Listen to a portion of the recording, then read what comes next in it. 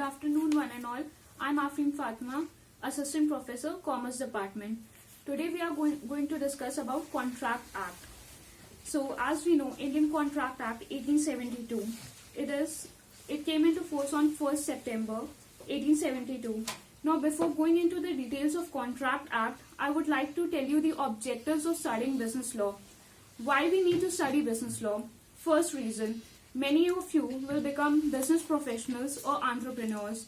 For being an entrepreneur or a business professional, you need to make better decisions. To make better decisions, you need to know the law. Then you have to resolve disputes among people. To resolve that dispute, you need to know law so that you can have a better or acceptable behavior, and you can stop unacceptable behavior which is not needed in your business or in your organization.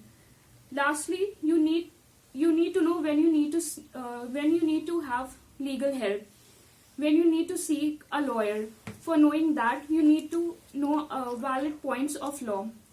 So, what do you mean? Firstly, what do you mean by a contract? Contract is made up of two things: agreement plus enforceability.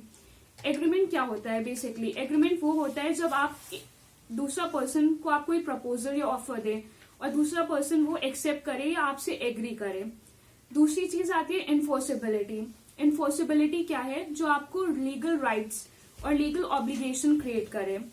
Legal rights और legal obligation क्या होते हैं? Basically आपकी duties होती हैं कि आप क्या करना चाहते हैं. फॉर एग्जाम्पल, आप मिस्टर ए हैं, वो कैमरा सेल करते हैं मिस्टर बी को. नाउ मिस्टर ए के पास राइट है कि मिस्टर बी को जो है वो कैमरा दे. मिस्टर बी उन्हें उसके बदले में पैसे देंगे. तो क्या हो रहा है? यहाँ पे एक लीगल राइट और ऑब्लिगेशन या ड्यूटी क्रिएट हो रही है. क्यों क्रिएट हो रही है?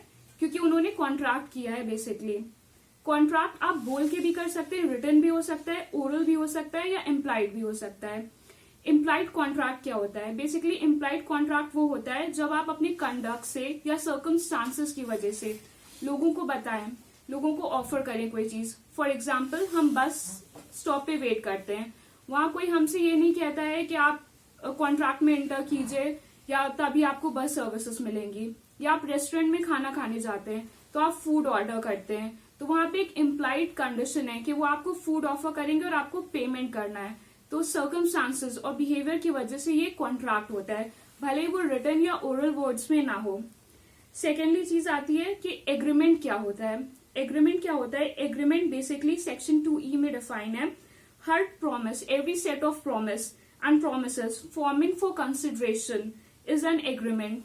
बेसिकली कोई भी आप प्रपोजल लाते हैं, दूसरा पर्सन वो एक्सेप्ट करता है, तो वो प्रपोजल जो है वो प्रॉमिस बन जाता है अगर वो एक्सेप्टेड है.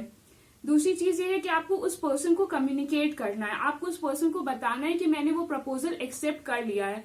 अगर आप शांत रहे, आपने बताया ही नहीं, तो वो एग्रीमेंट नहीं बनेगा. जब एग्रीमेंट नहीं बनेगा तो कॉन्ट्रैक्ट होने का सवाल ही नहीं है.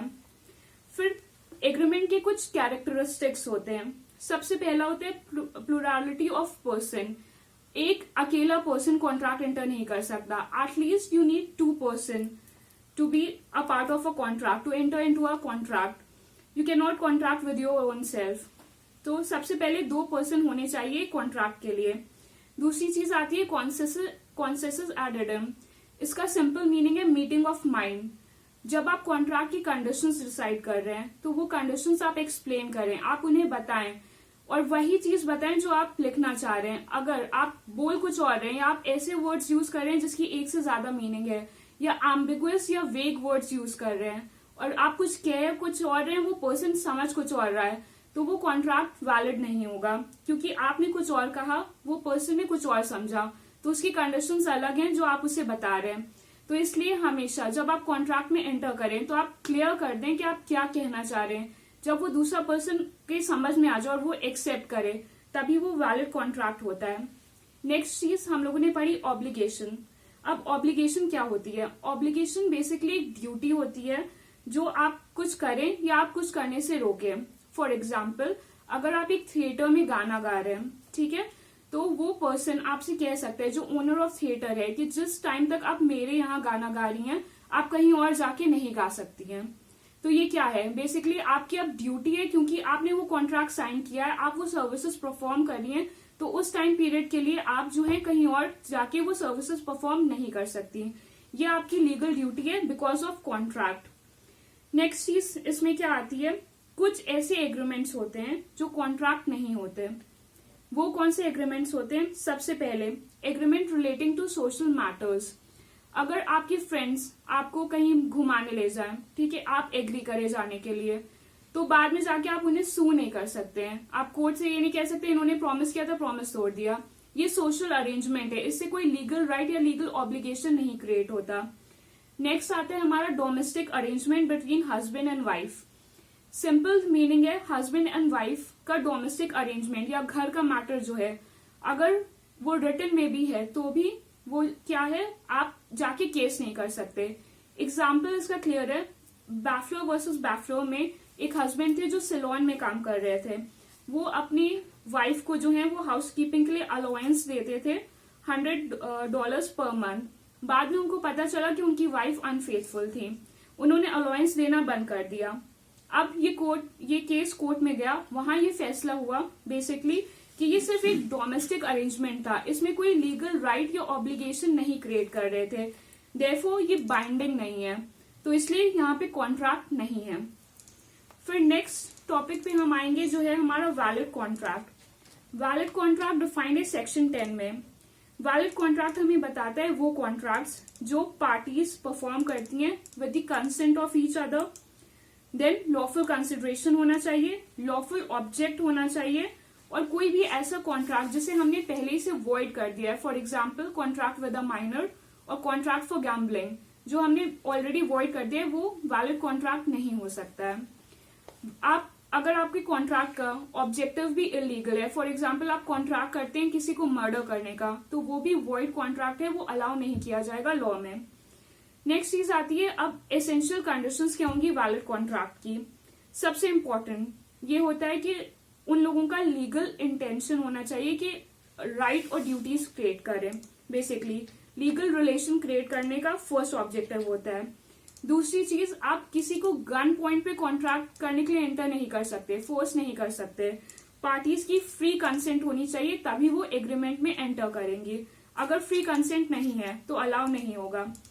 Thirdly, party competent to contract होनी चाहिए। कॉम्पिटेंट टू कॉन्ट्रैक्ट का बेसिक मतलब यही है कि 18 साल या उससे ऊपर की होनी चाहिए, उससे कम एज वाले कॉन्ट्रैक्ट नहीं कर सकते। Minor is not allowed to enter into a contract because it is void ab initio. That is, it is void from the beginning. वो useless है। अगर आप जो भी करें, आप अगर माइनर के साथ कॉन्ट्रैक्ट करते भी हैं तो भी उसका कोई रैटिफिकेशन नहीं, उसका कोई रेस्टिट्यूशन नहीं है। नेक्स्ट चीज आती है आपका कंसिडरेशन लॉफुल होना चाहिए। जो आप इन रिटर्न कर रहे हैं, जो आप रिटर्न में दे रहे हैं, वो लॉफुल होना चाहिए। अगर वो अनलॉफुल चीज है, फॉर एग्जाम्पल आप ड्रग्स दे रहे हैं कॉन्ट्रैक्ट के बदले, तो वो अलाउड नहीं है। थर्डली, ऑब्जेक्टिव एग्रीमेंट का हमेशा जो है वो लॉफुल होना चाहिए। आप जिस चीज के लिए कॉन्ट्रैक्ट एंटर कर रहे हैं, आप बिजनेस के लिए कॉन्ट्रैक्ट एंटर कर रहे हैं, आप सेलिंग के लिए कर रहे हैं, वो अलाउ होना चाहिए बाय स्टैट्यूट्स और बाय लॉ। देन लास्टली ये है कि सारी लीगल फॉर्मेलिटीज जो कॉन्ट्रैक्ट की हैं वो फुलफिल होनी चाहिए। अगर कोई भी फॉर्मेलिटीज फुलफिल नहीं है तो वो कॉन्ट्रैक्ट वैलिड नहीं होगा। लास्ट चीज पे मैं बताना चाहूंगी, हम लोग ने कॉन्ट्रैक्ट और एग्रीमेंट के बारे में डिस्कस किया, इन दोनों के बीच डिफरेंस क्या होता है। सबसे पहले एग्रीमेंट की मीनिंग ऑफर प्लस एक्सेप्टेंस है। आपने किसी को ऑफर दिया, दूसरे ने वो एक्सेप्ट किया, एग्रीमेंट बन गया। कॉन्ट्रैक्ट क्या है, एग्रीमेंट प्लस एनफोर्सेबिलिटी। आपने एग्रीमेंट में एंटर किया, उसे एनफोर्स करवाया, मतलब आपने लीगल ड्यूटीज ऑब्लिगेशंस क्रिएट किए। अगर कोई कॉन्ट्रैक्ट की कंडीशंस फुलफिल नहीं करता तो आप कोर्ट में जाके सू कर सकते हैं। वेरएज एग्रीमेंट में आपको सुइंग पॉसिबल नहीं है जब तक उसमें एनफोर्सेबिलिटी नहीं होती है। दूसरी चीज, एग्रीमेंट जो है वो लीगल ऑब्लिगेशंस क्रिएट नहीं करता अगर वो सेक्शन 10 की रिक्वायरमेंट्स नहीं फुलफिल करे। तो कॉन्ट्रैक्ट के लिए कंपलसरी है कि वो लीगल ऑब्लिगेशंस क्रिएट करे।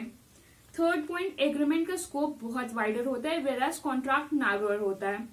लास्ट पॉइंट, सारे एग्रीमेंट्स जो हैं वो कॉन्ट्रैक्ट नहीं होते अगर वो इन्फोर्सेबल बाय लॉ नहीं है, बट सारे कॉन्ट्रैक्ट्स एग्रीमेंट्स होते हैं क्योंकि कॉन्ट्रैक्ट की मीनिंग ही है एग्रीमेंट प्लस एन्फोर्सेबिलिटी। आज के लिए इतना ही. Thank you everyone.